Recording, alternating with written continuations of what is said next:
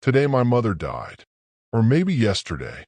This simple sentence, seemingly devoid of any particular emotion, in fact reveals from the very beginning of the story the deepest psychological characteristic of the main character, Meursault. As we see at the opening of the novel, in facing his mother's death, he not only shows no emotional reaction, but instead pays attention to the physical and sensory details of his surroundings. Rather than being immersed in grief and sorrow over his mother's death, he is more preoccupied with practical and physical matters, such as how to get to the nursing home where his mother lived, the state of the weather, or even the nature of his own bodily sensations. This indifference and inability to establish an emotional connection with the realities of life and death is one of Meursault's most fundamental characteristics. He cannot place himself within emotional and social frameworks. As a result, from the very outset, Camus reveals in the inner layers of this character that Meursault is alien to social norms and to conventional human emotions. This state of existential indifference is, in fact, a reflection of Camus' philosophical beliefs regarding the absurdity and meaninglessness of life. Sentences such as "Today my mother died," or "maybe yesterday," in a way point to Camus' mindset and his critique of society. A society that, instead of accepting human beings as they are, forces them to display emotions that are in fact meaningless to them. In this sentence, Camus ultimately wants to show that each individual can confront death in a different and strange way without being regarded by others as an unnatural or cold person. The fact that Meursault is emotionless and indifferent rather than grieving is precisely the reason he is considered a stranger or an outsider in the eyes of society and those around him. From a psychological perspective, it is noteworthy that, unlike most people who may automatically display emotional reactions to loss and death, Meursault cannot experience such reactions. In this sense, he appears to suffer from a kind of alexithymia, the inability to identify and express emotions, not as a psychological disorder, but as a deep intrapersonal characteristic that becomes especially evident when confronting death or emotional crises. From Camus' philosophical point of view, this condition is a manifestation of the absurdity and meaninglessness of life. Camus' story can be divided into four main sections, in each of which Meursault's character, his life circumstances, and the philosophy of the absurd are presented in different ways. In what follows, we will examine these four sections more closely and understand how Meursault's alienation and psychological makeup take shape throughout the story. Part 1. Meursault's everyday life and indifference. In this section, Meursault, the main character of the story, continues his life as if nothing unusual exists around him. His mother's death, mentioned at the very beginning of the novel, is one of the greatest crises of life, yet his reaction to it is such that, in the eyes of society, it appears highly abnormal and incomprehensible.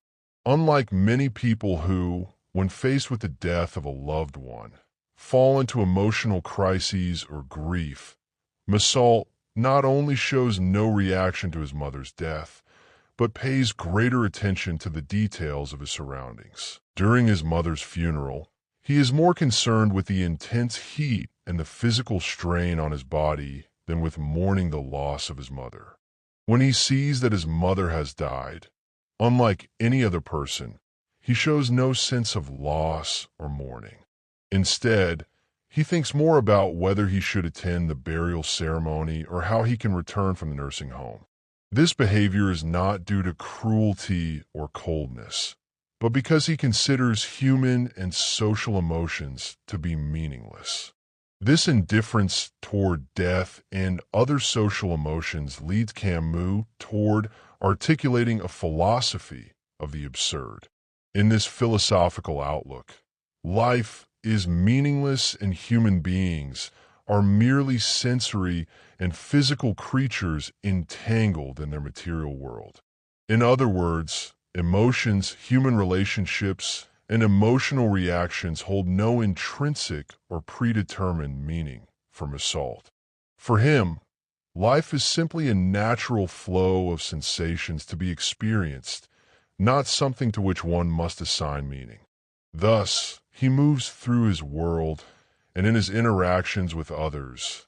Instead of focusing on emotional relationships, he thinks more about his environmental and sensory conditions. For example, when he enters into a relationship with Marie, he feels no passion or excitement in it. He has neither love for Marie nor even resentment. For him, this relationship becomes more like an everyday, superficial occurrence, like anything else in his life to which he pays attention. These psychological traits do not indicate alexithymia in Meursault. Rather, they reflect Camus' philosophical view of human beings as living in a meaningless world. For Meursault, this meaninglessness is evident in all aspects of life. He has no expectations of himself or others to express particular emotions. For this reason, he cannot and does not want to fit into the mold of social emotions. His indifference to the emotional rules of society separates him from other people and, as a result, makes him an outsider. In this section, through the character of Meursault, Camus offers a critique of social norms and emotional expectations. Society reacts to an individual like Meursault who does not adhere to emotional conventions and views him as the other. This point is directly connected to Camus' philosophy of the absurd, where human beings, in their search for meaning and purpose in the world, ultimately confront the truth of life's absurdity. Part 2. The Incident and the Murder. In the second part, the story reaches a point where Meursault becomes accidentally involved in the murder of an Arab man. This incident occurs not out of hostility or personal enmity, but largely under the influence of physical and environmental conditions. Meursault goes to the beach with Raymond, his neighbor, and there encounters an Arab man. After a brief confrontation, Meursault, out of indifference to the situation and under the pressure of the heat, decides to shoot. At that moment, he has no specific reason for killing the man. Instead, he pays attention to the intense temperature, the sunlight, and his own sense of fatigue. In this moment, he is influenced by the environment and physical conditions, and it is for this reason that he commits the murder. This incident is one of the key moments in the story that clearly reveals Camus' view of the absurdity and meaninglessness of life. Meursault has no moral or logical motivation for the murder. It is merely the result of an immediate reaction to environmental conditions. This demonstrates that human beings, in an absurd and meaningless world, may engage in behaviors that arise not from reason and logic, but from environmental pressures and external circumstances. This part of the story also presents a critique of society's moral beliefs. It depicts a society that judges human behavior based on emotional and moral responses and therefore seeks a reason for actions that arise not from logic, but from physical and environmental conditions. For Meursault, this murder carries no moral weight or particular meaning. He is simply influenced by the environment and his physical state in that moment. Camus' approach to life and humanity here shows that in an absurd world, human beings are subject to random conditions that are uncontrollable. Nothing in life is predetermined, not even human actions. Through this, Camus seeks to highlight the truth that in a meaningless and purposeless world, human beings can never predict what will happen in their lives. This accidental incident is just one example of the absurdity that unfolds throughout the story. Part 3. Arrest and Trial. After the murder, Meursault is arrested and put on trial. But what becomes important during the trial goes beyond the murder itself. The attention of society and the judges is focused more on Meursault's indifference toward his mother's death and his failure to express socially accepted emotions. In fact, the judges and those around him are concerned not only with the fact that he killed an Arab man, but also with why Meursault does not behave according to social norms. Throughout the trial, it becomes clear that what harms Meursault the most is not the criminal act itself, but his lack of conformity with social expectations.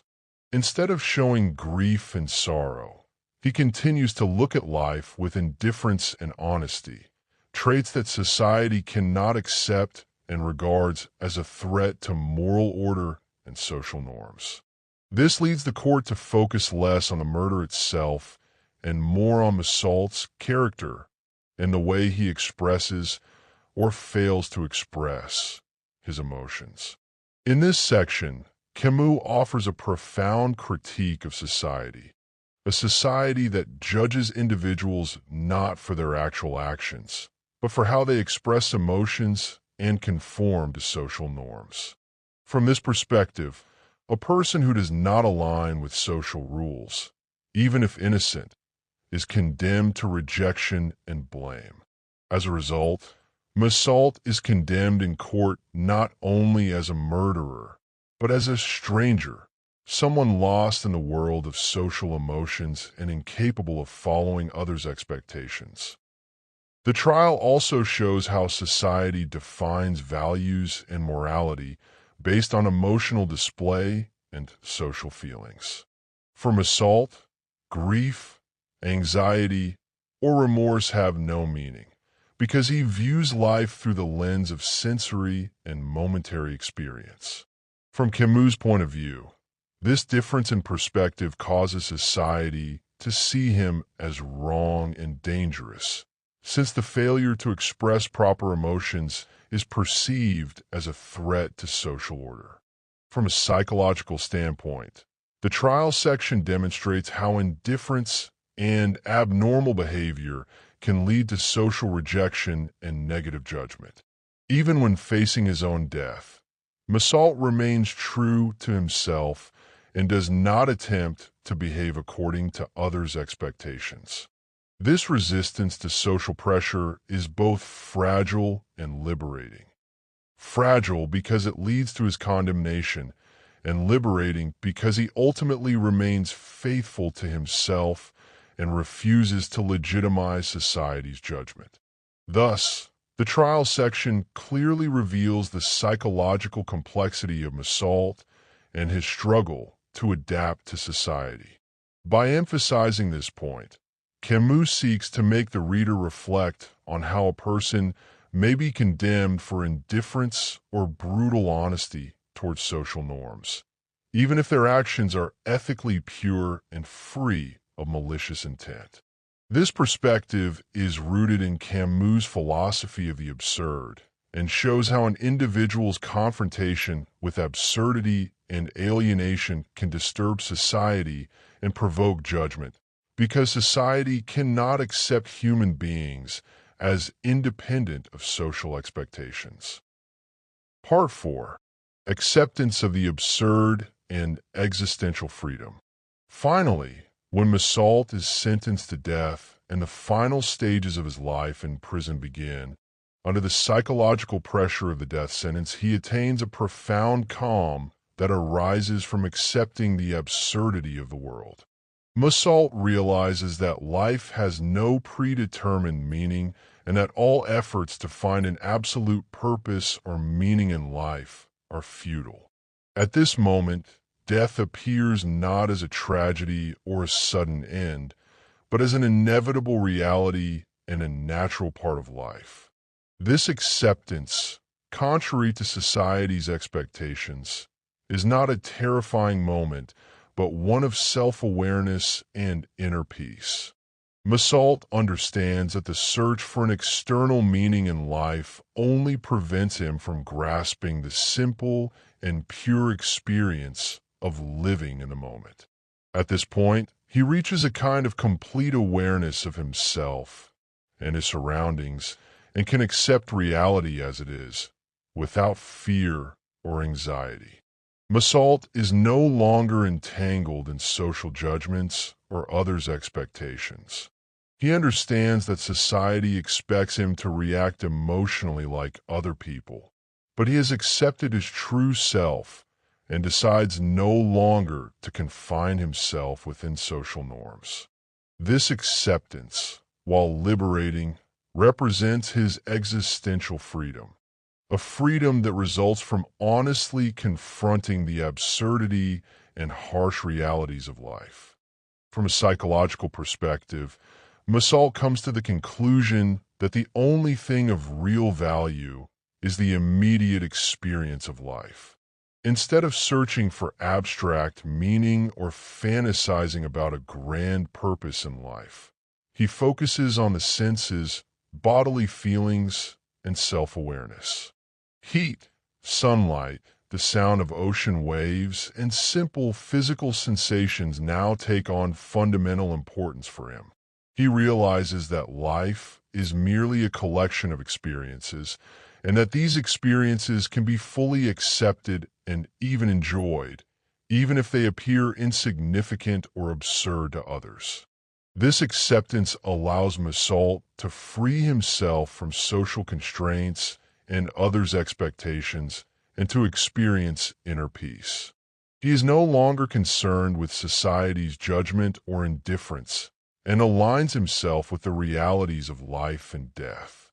This state, which Camus beautifully portrays at the end of the novel, symbolizes human liberation and freedom in the face of the absurd. In fact, by accepting the meaninglessness of life, Meursault achieves complete existential freedom, a freedom that arises from accepting the bitter yet honest truth of life and death. He understands that life is what is experienced, not something for which one must find an absolute meaning or purpose. This acceptance is a combination of self-awareness, honesty toward reality, and liberation from social norms, which ultimately allows Meursault to find inner peace in an absurd and meaningless world and to remain true to himself. With the conclusion of the narrative of the stranger and Meursault's fate, it is now possible to move beyond the surface of the story and engage in a psychological and philosophical analysis of the main character, an analysis that goes beyond retelling events and reveals deeper layers of Camus' thought. Meursault is not merely indifferent on the surface. He is, in truth, an existential outsider, an individual who has separated himself from social norms and collective expectations and views the world solely through the lens of his personal and sensory experience.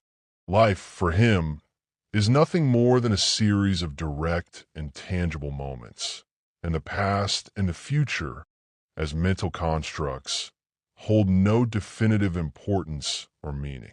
This extreme focus on the present moment causes him to disregard conventional emotional reactions and patterns, and as a result, he appears cold, abnormal, and alien in the eyes of society. Meursault accepts death and other fundamental events of life not as meaningful tragedies, but as natural and sensory experiences. Death, for him, is not essentially different from heat, sunlight, or the sound of ocean waves. All are data from the world that must be experienced, not interpreted or endowed with meaning. This perspective gives him a raw, honest, and unmediated awareness of existence that stands in complete contrast to society's meaning-seeking outlook. From the standpoint of morality and social values, Meursault lives in a world that is inherently absurd. In such a world, Moral principles, behavioral rules, and emotional expectations lack intrinsic and absolute meaning. Society, however, continues to judge individuals based on these conventional frameworks. For this reason, judgment of Meursault is made not on the basis of the act of murder itself, but on his failure to conform to expected emotional and moral displays. Human relationships also do not serve a meaning-giving function for Meursault. Love, friendship, and emotional bonds, for him, are not carriers of metaphysical or moral value, but fleeting sensory experiences. He neither denies them nor grants them meaning beyond momentary experience. This outlook distinguishes Meursault from ordinary people, those who often view relationships as a refuge from absurdity. Ultimately, Meursault's true freedom takes shape in his complete acceptance of the absurd and his liberation from society's judgments. By honestly confronting the meaninglessness of the world, he frees himself from the need for justification, pretense, and conformity to social norms, and attains inner peace. This freedom is neither optimism nor false hope, but the result of accepting the bitter yet honest truth of life and death, the very point that Camus considers the pinnacle of human awareness in an absurd world.